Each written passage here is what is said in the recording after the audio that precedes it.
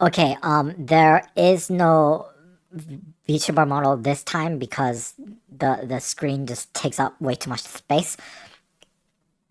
Okay, there is apparently a video called Seven Deadly Banned Sins that this flesh tuber, like real life person, by the name of Nate. Yeah, Nate is lame or something like that.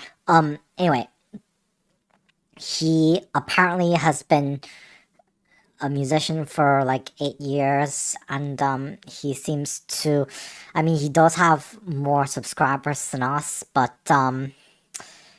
he claims to have an awful lot of experience, but he clearly hasn't met someone who is truly experienced. This is a perspective from a 20+ year veteran musician responding to the Native Lane video on the apparent 7 deadly banned sins. Oh, come on. So, why do I have the authority to respond to his video? Well, I've been playing guitar since 2005 and have been an active musician since 2012. So, and again, this YouTube channel has been off the ground since 2015, so this is our 10th year. So we definitely have more experience than he does. We were featured on a number of blog articles, including Breathing the Core, and we were also featured on the Joey Sturgis Tones newsletter when that was a thing at the time.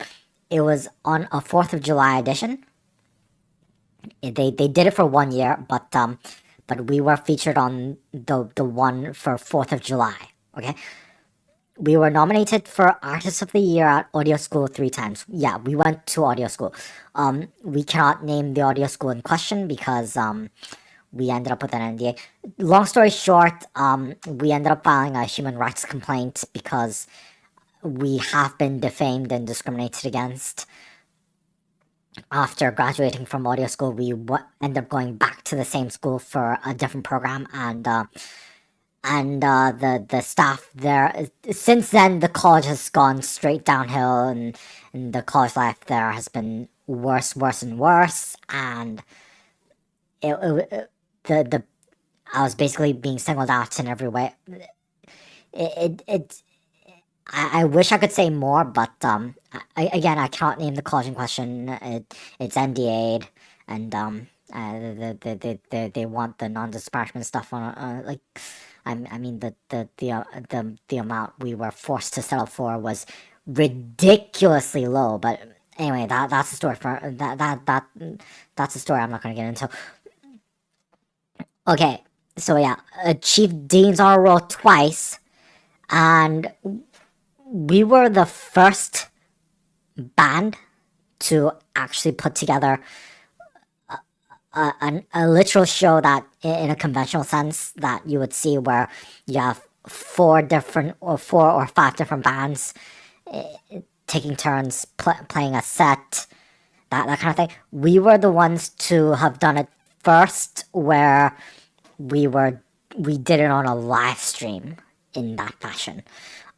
We were the first to do it, and live stream concerts were not a thing at the time when we were doing it, and everybody followed suit because of the pandemic. But we had other reasons why we had to do it like this.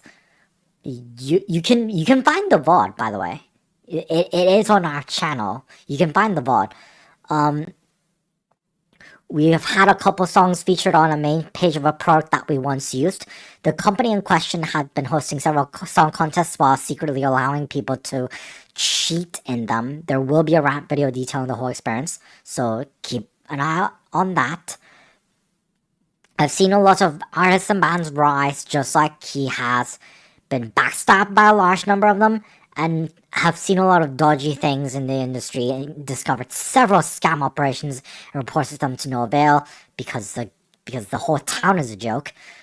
I've seen an awful lot of things behind the curtain and saw how unfathomably corrupt most governing bodies really are. And that does not just pertain to anything audio. Everything is corrupt. It's not just audio. We had an endorsement deal with an impulse response company briefly until they wound up falling to a new management, and the company since then has gone straight downhill. So what are the things that he is alleging? He says you'll be helped by countless kind souls. That should have said countless. Underpaid sound guys, starving promoters, sketchy homeowners, other musicians that think of you when they put together bills. How awful would it be to absorb all that support as if you deserve it and don't give back?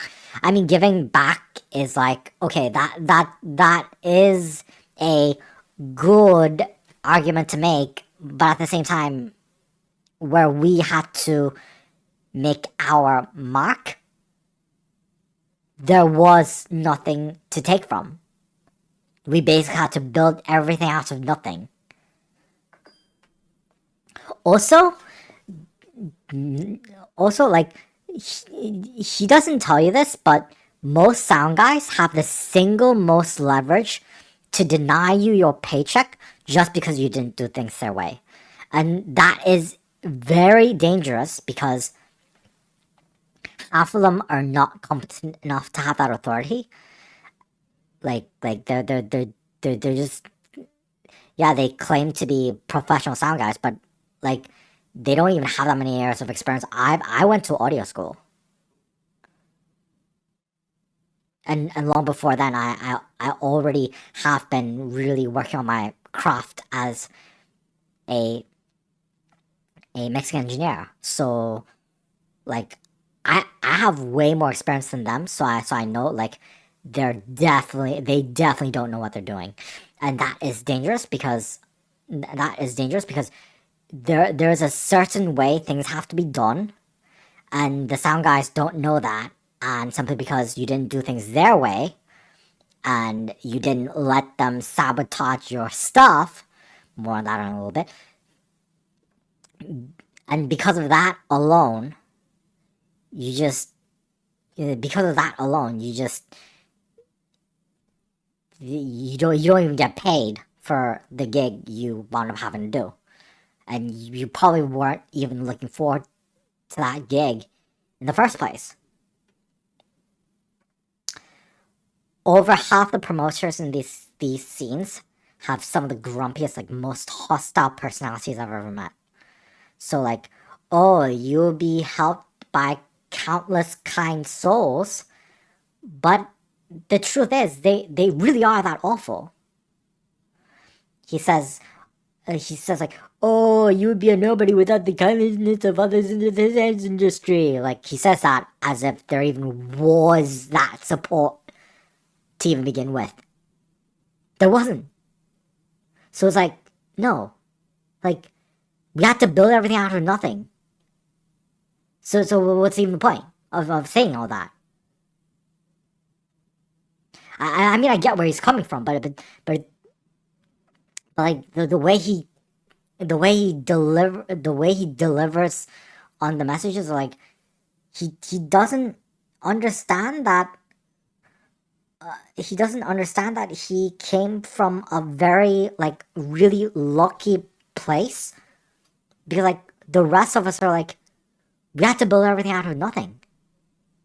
Like we didn't have those supports that everyone's talking about. Everybody's out to backstab each other. So it's like, no, that's just not how things work.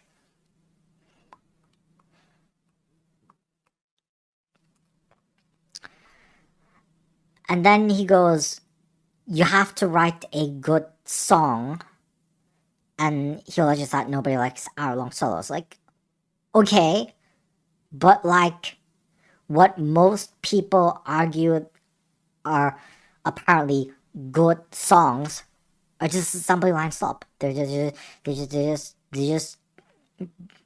They're just mass produced into like the lowest common denominator. It's actual feces. He's like, unless you're really, really, really good, nobody wants to pay money to watch you jerk off. She's like, bruv.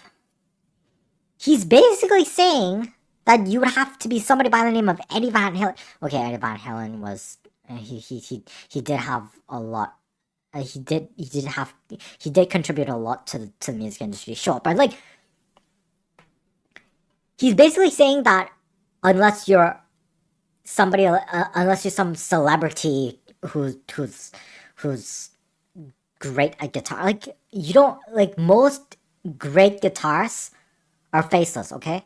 They most people really are good at guitar. They just nobody knows them because fame has nothing to do with how skilled you are at guitar. So by that logic, he's basically alleging that unless you're Eddie Van Halen, you're just not worth anything. You don't deserve long solos. That's basically what he's alleging. He's basically just going full straw man and what have you. Like, no, that's not how this works. He says like the best way to make a good song is to cut the fat. Bruv. Writing a song is really not that simple. Like, plenty of factors matter into writing a song. The genre matters when it comes to writing a specific way. You can't just cut stuff just to cut the fat. Like, in some genres, that is not how it works. You can only cut so much before it just ends up being just disjointed. Like, you have to have some stuff in there. It's not a simple matter of, just cut the fat. No! That's not how this works.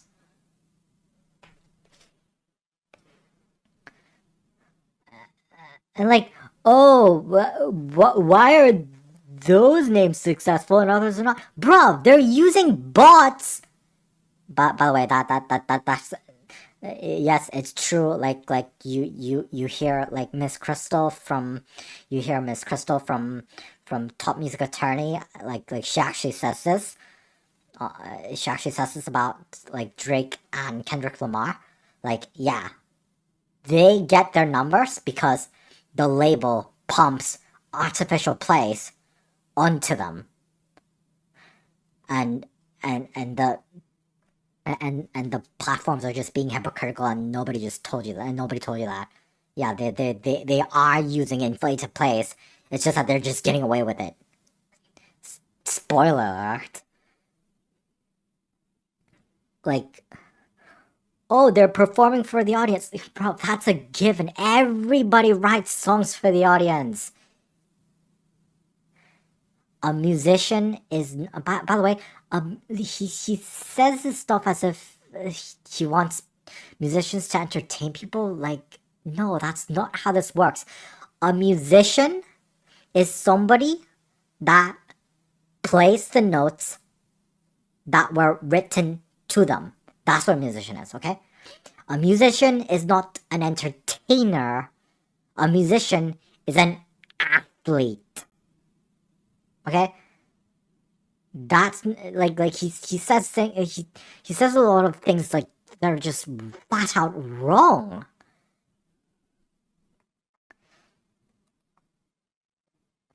And then he says, "Oh, you're jealous because you keep having to open shows even though you've been around for much longer than everybody else. And like these attitudes mostly come from the old heads. They're mad that they don't get to headline, but if they headline, people just leave." By the way, he has no idea how deep the rabbit hole goes. It's actually much worse than he makes it out to be. Nobody wants to end up as the opener consistently. This is not an old heads thing. This is like, yeah.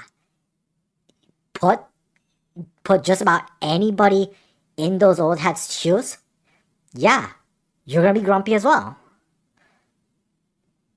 Like, why else would we even try to invest so much in social media? Even we invest all this time and effort and money. Yeah, I mean, okay, we're going to address the elephant in the room. Like, yeah, we pay money through AdSense through like actual like we're not actually using bots to boost our like numbers or anything, but we do use Google's in-house advertising system to get our like name out to as many people as possible. But like it is through Google's own official channel, so it's not like we're viewbotting or anything. But like the rabbit hole goes much deeper than you think. Like most headliners got their spots because they were able to cheat and backstab their way up the ladder. Again, playbots, payola, scams, yada yada. Those are what got them the headliner spot. They didn't get the headliner spot because they were great musicians or anything like that. It's mostly because they were using underhanded tactics like Drake and Kendrick Lamar. Let that sink in.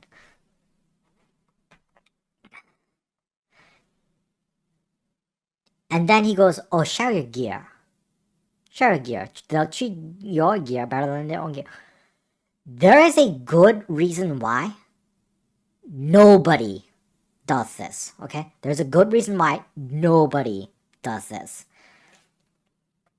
There have been countless times my friends and I have loaned out to other people, like loaned out like our basses, guitars, everything else to other people, and that ultimately ended up with them putting our gear away and using that money for weed. Yeah, they pawned our gear and then just use the money for weed and crack. This type of scummy behavior is the norm, not an anomaly.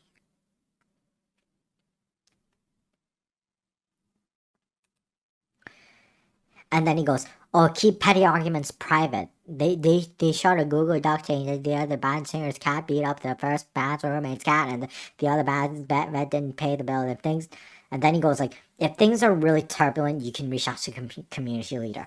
We'll get to that.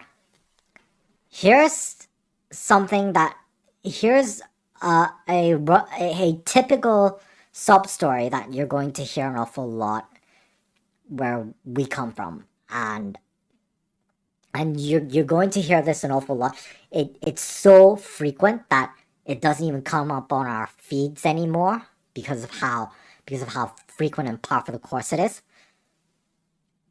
A friend of mine that he wants to remain anonymous. He wound up with all his gear stolen, like his guitars, basses. He even had to buy a set of drums for his drummer. Like all that stuff got stolen again for drug money, and his bandmates put together a whole sabotage and defamation campaign. Yeah, the one guy, I saw it myself. One guy put together an impersonation account pretending to be this friend of mine. That's how bad this has gotten. And like, it got so bad that police had to get called. And this is how he found out the drummer was behind all this. Yeah, the police had to say, like, the police had to tell him that the drummer was behind all this. And he wound up talking to this so-called community leader that Nate has been talking about an awful lot. Guess what? The leader sided with them. Let that sink in. It's really that bad. Again, this type of scummy behavior, again, is the norm, not an anomaly. It's really not that petty anymore.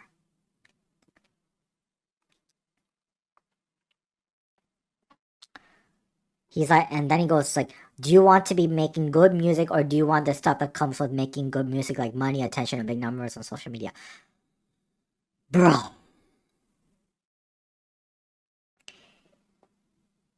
You can refer to the Adam Ruins Everything video on why musicians are forced to sell out. That video explains a lot more, and you'll be able to find it through YouTube.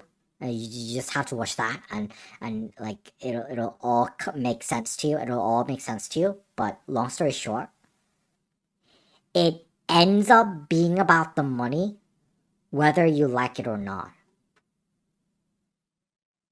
I just said it. Yeah, it is about the numbers. It is about the attention. It is about the money, because otherwise it won't pay the bills. We hate having to sell out. We hate having to do things just for attention and big numbers. We hate that. But like, with the landscape that it is, that's what we have to do. We don't like it, but that's what we have to do. So this is why we can't just focus on, like, even when we do our own music, we don't just write them. We don't always just write the most technically challenging thing ever. We wish we could, but like, we still have to make it. We somehow still have to somehow tie it into some hit song formula, even though it's box, because that's what makes the numbers. That's what just sells. We hate that, but that's what we have to do. It ends up being about the money, whether you like it or not.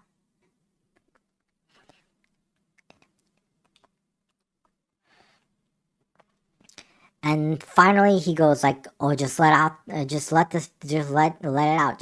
stuff out. Just don't be a perfectionist. Just keep making music. Just put your stuff out to people. Just put your stuff out to people." This is where we have to again make our rebuttal, because in actuality, it's really not as simple as getting stuff out all the time. Things have to be mixed, because every single instrument has to be audible, let alone sound good. We have to make sure that people can even hear what we are playing, let alone focus on making it sound good. It's not even about making it sound good, it's about making it audible. And that alone is a craft that takes decades to master. Like probably like 50 years even. Like he makes it sound so simple, but it's not.